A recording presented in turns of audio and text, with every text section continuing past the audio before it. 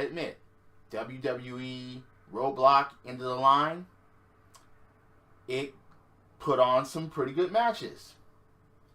We had a couple of title changes. We even had a heel turn that was much needed. And a couple of storylines that were told pretty well in the ring. And even outside the ring.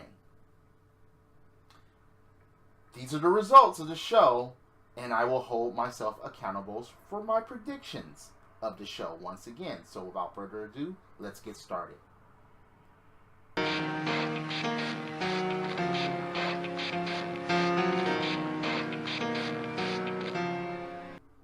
Rusev winning this isn't bad. Even though he didn't win by pin or submission, he won by countout. It's not bad at all. My main gripe with this, though, is that Rusev is feuding with a fucking tag team. Enzo and Cass. That's the only part I don't really like about this. I mean, yes, Enzo got his ass whooped, and that was one of the best outside the ring ass whoopings that I've seen in a while. But, you know damn well this is going to continue because it was a count-out victory. It wasn't spectacular, as I said it wasn't going to be, as far as the match. It wasn't classic by any means. It was just, you know, they tried to beat each other down for the most part. So, for a pre-show or a warm-up of the pay-per-view, you know, it did its job. It did. But, at the same time, there was no real big satisfaction as far as the outcome of the match. Rusev wins by countout, and like I say, it's pretty cool. But we know that they're just going to try to milk this and milk this and milk this. Either Rusev has to find a fucking partner, or they just need to move on from this ASAP. Hey, maybe Big Cass can go after the U.S. title. Fucking Roman Reigns, defend your fucking title at a fucking pay-per-view. But look, anyway, the outcome was pretty much, fuck. What else were they gonna do with it? Rusev wins by countout. That's all I really have to say about that.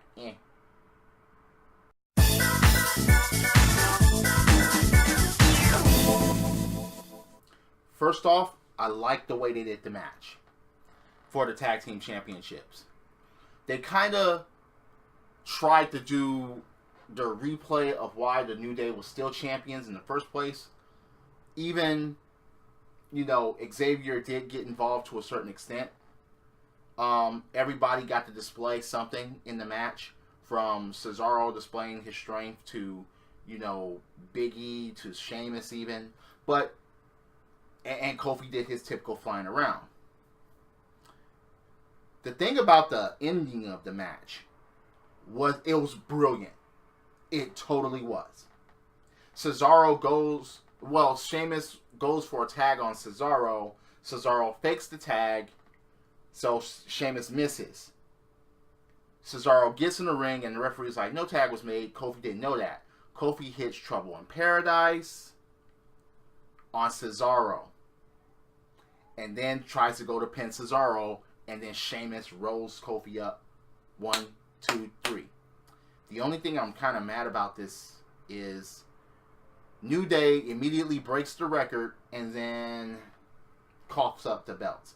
I thought they would have at least tried to take them seriously for at least maybe the Royal Rumble, but I guess look, people were kind of tired of this title reign. They were. And this was just only to set the record. But at the same time, I think that they should have added more to the record. Not just only by a few fucking days. That's the only thing that's annoying about this. But Sheamus and Cesaro are your tag team champions. So basically, they're going to try to do another Team Hell No.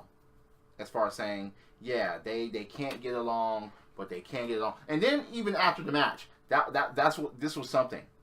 New Day loses, and Cesaro, you know, goes and hugs the New Day, and Sheamus snatches the belts away and celebrates with the belt, and Cesaro celebrates in the crowd and stuff like that. So yeah, there's still faces and heel tendencies separating the two, but they did work together, and they are your new tag team champions. Sheamus and Cesaro, congratulations, but I still think that Raw and SmackDown's tag team champions now kind of sticks a thorn in the eyes of the tag team division on both shows. You got motherfuckers that they just thrust together on Raw and on SmackDown as your reigning tag team champions now. Think about that.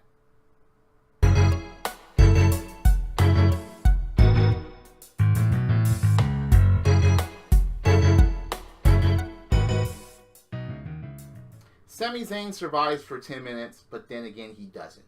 And the reason why I say then again he does it is that Braun Strowman kind of shows some mercy. The referee checks on Sami Zayn. Mick Foley even comes down and wants to throw the fucking towel. And Sami Zayn was like, fuck that, and throws the towel elsewhere. And the match still continues. And then that's when Sami Zayn gets the upper hand and lasts 10 minutes. Okay, look. I understand that they have to do this a certain way.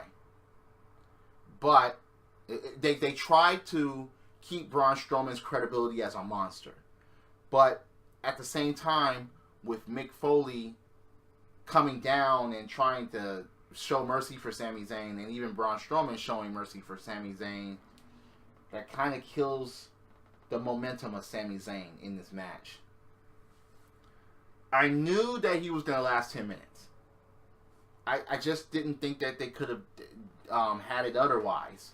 But at the same time, it's the way that they did it. I guess this is the only way that they could have lasting 10 minutes and still holding Braun Strowman to take him seriously as a fucking monster to a certain extent.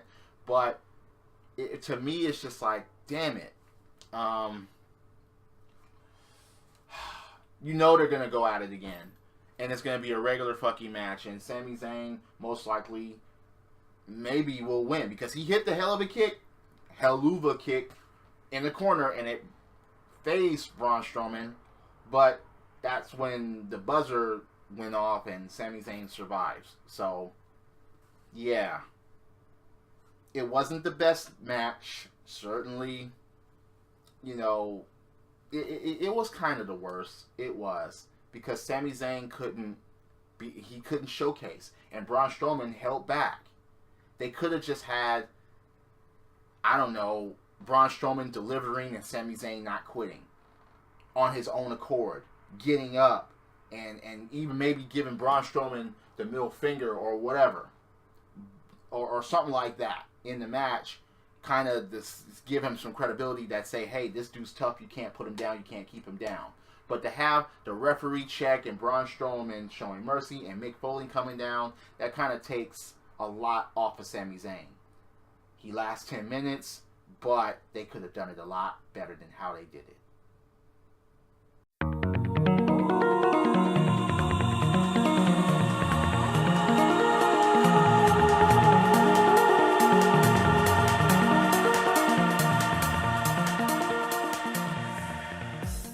So Seth Rollins defeats Chris Jericho. And even when Kevin Owens tried to come and help Chris Jericho, it backfired. It's funny because this sets up what happened later on in the damn pay-per-view. But this was a good match.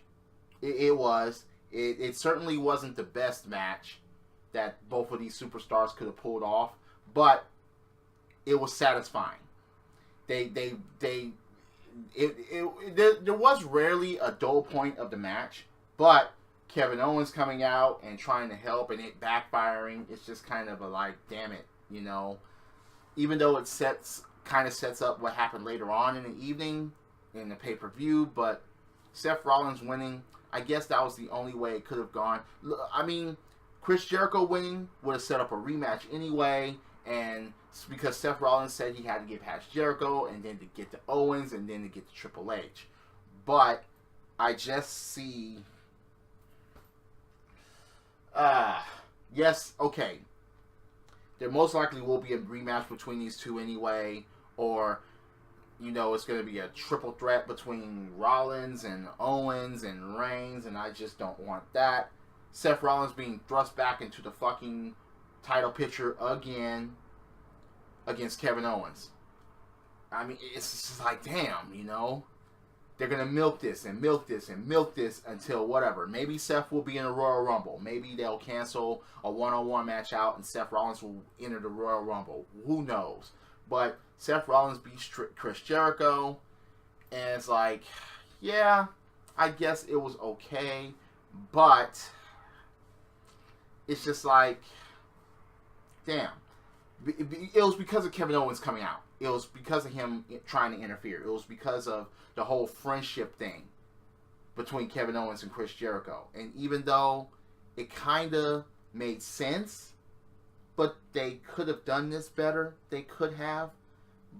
But again, I'm not taking anything away from Seth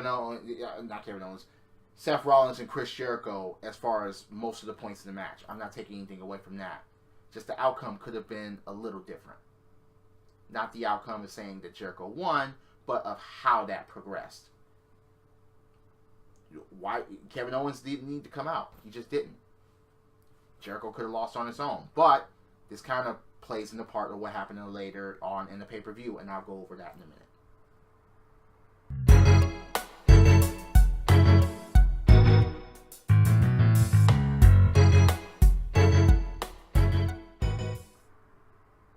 So yeah, this was a high-paced Cruiserweight Championship match, just like I knew it would be, between TJ Perkins and Rich Swann and Brian Kendrick. Swann retains, but that's not the meat of the story.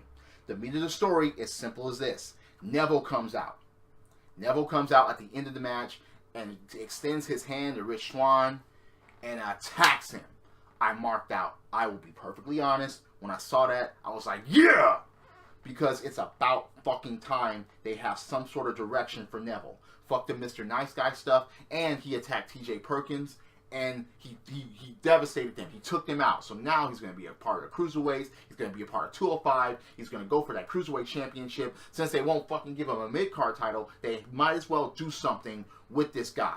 They need more heels, solid heels in the Cruiserweight division anyway. And this puts Neville right at the top. Right at the top of the list. Yes, better than Brian Kendrick because of the way he did it. He came down, he faked the handshake, and he destroyed because now it's going to be about him and a Cruiserweight Championship. I hope he gets this title real fucking soon because they've wasted Neville. They've wasted him ever since they brought him up.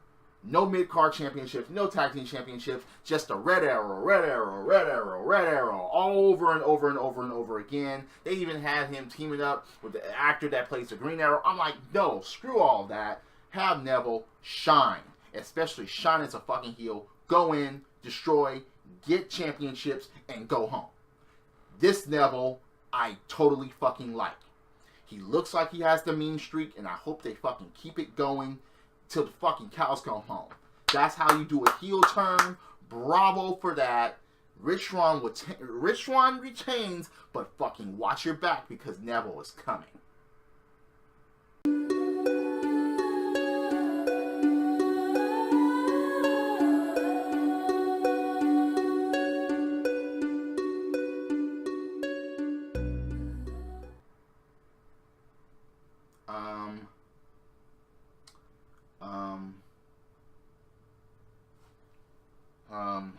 Yeah.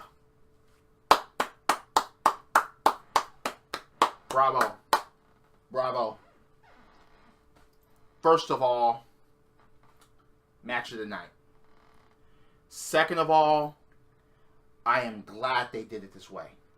Iron Woman match. I just didn't like it called an Iron Man match. Fuck that. This was an Iron Woman match. Charlotte wins 3 falls to 2. They did everything that they could to make this match grasp onto you and get you emotionally involved. Even though it was to a point where we're like, okay, someone get a fall, please. Someone pin or make someone submit, please.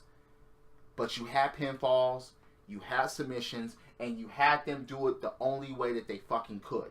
as far as pinfalls and submissions. You had a natural selection that was done from the top rope all the way to the fucking ground. Kind of botched, but nevertheless, it kept Sasha down. You had Sasha even up the odds to get a roll up. You had Charlotte tap out to the bank statement. And you even had Charlotte apply the fucking figure eight, not once, but twice. And had Sasha Banks tap out in order to fucking get this belt back. No interference. No BS. No disqualifications were false here. This is the way to fucking do it. Even though this feud is now basically over because there is no rematch clause for the championship, but bravo WWE for doing it like this. This is how a match is done. A heel goes out and fucking proves it in the middle of the fucking ring that the heel can get it done on their own, deserves to fucking be there. See? It can be done. So when motherfuckers say like, oh, okay, I'll give you a Optimus Prime example. Motherfuckers make excuses for the fucking Miz saying that he's a heel, he's supposed to do that. No. You see? You got this woman, Charlotte, that can get the fucking job done as a heel, as a wrestler, on her own. So, what's your excuses now for this jizzard, the Miz, the jizz, this motherfucker? Why can't he do it on his own, just like this, and be taken seriously? He needs help. Charlotte didn't need it. She got it done alone. And the milestone of her being undefeated in singles matches at pay-per-views. And that's what really played a part of it. When a pay-per-view comes, singles matches, she fucking delivers. And both of those ladies delivered. Both of these women delivered. Sasha, I'm taking nothing away from her at all. Good fucking match. Good fucking storytelling. They had to do a lot of shit to keep the other down and out. And hell, again, bravo for this match. The only question now is, where do they both go from here? Will Sasha be waiting in the wings for Charlotte to cough this up so Bayley can challenge? Wait, is Bayley going to challenge, or is Nia Jax? Or Dana Brooke? No. Who knows? But bravo WWE for pulling this shit off. And again, Charlotte, new Raw Women's Champion. Yes, once again, bravo. That's how it's fucking done. Take notes, Miz, because you're a pussy.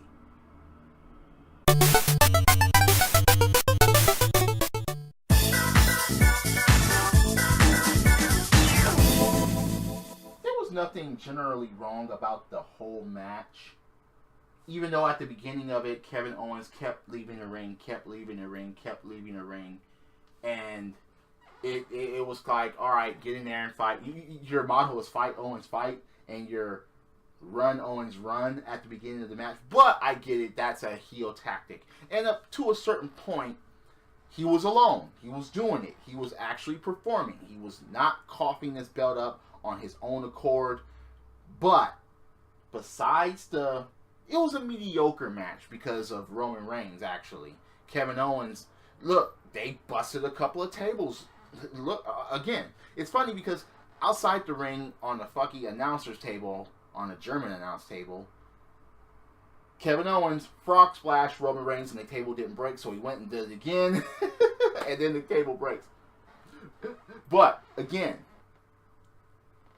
they tried to do everything for us to get us emotionally involved, even though it was lacking, especially when Jericho came out. Because as soon as he came out, I knew exactly what was going to fucking happen. He gives the code breaker to Kevin Owens, causing the disqualification. Kevin Owens wins by disqualification and keeps his fucking belt. Helps him up, they embrace, they hug, Jericho smiles and raises their hands. It looked like Kevin Owens was kind of surprised. It looks like that Kevin Owens didn't even fucking know about it or anything like that. But, again, brilliant in order to keep the belt away from Roman Reigns because he doesn't fucking deserve it, he doesn't fucking need it, and we don't fucking want him to have it, and to keep it on Kevin Owens. But okay. So you got 2/3 of the Shield that reuniting. Okay. So after the match, you have Seth Rollins come out, attack Chris Jericho, and you get a spear by Roman Reigns on the fucking Kevin Owens outside of the ring. They do that. They help me powerbomb him. Help me powerbomb him through the fucking announcer's table, the Spanish announce table. And then they do the same thing to Kevin Owens at the English announce table up the ramp after they fucking beat him down. So, of course, this shit isn't done. It's not. It's probably going to be a 2-on-2 match or a fatal 4-way with all four of these motherfuckers. But who knows and who cares? Roman Reigns shouldn't challenge for it next. He should defend his fucking United States Championship against somebody. Please. And cough that shit up while you're at it. But, again, Kevin Owens is still Universal Champion. I like that. Roman Reigns, no. Fuck that. If he would have gotten and kept the United States Championship and the fucking Universal Championship, no. No. And hell no. Okay? So, that's the results for WWE Roadblock. End of the line. End of the road. End of the year. End of feuds. End of being a face and turning heel. End of a tag team championship record title reign.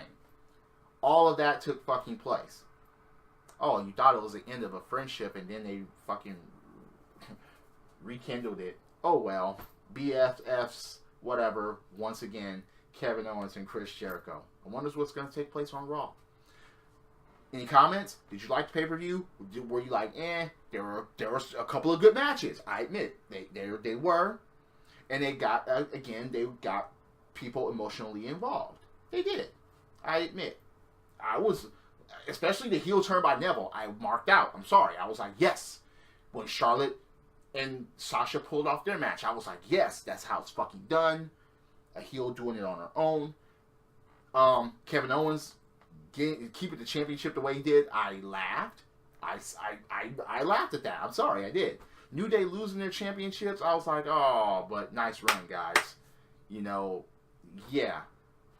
I just don't want, if they're going to get the tag team championships back, I don't want to see that anytime soon. They should break them off and do singles competition. Some should go face, some should go heel, whatever. Big Cass and Rusev, you need to end that as soon as possible, please. Enzo and Cass, Rusev thing, no. Just no. Have Rusev challenge for the new United Kingdom Championship down the road. Something like that. But anyway, tell me what you think. Am I full of shit as far as the way I feel about the show? I mean, my predictions, a lot of them came to pass. A lot of them did. Some didn't. You know, we all get them wrong sometimes. So, and I own up.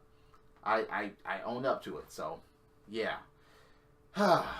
Drop kicks, body slams, throwing motherfuckers over the top rope, both feet hitting the floor. Yes, I'm a wrestling fan.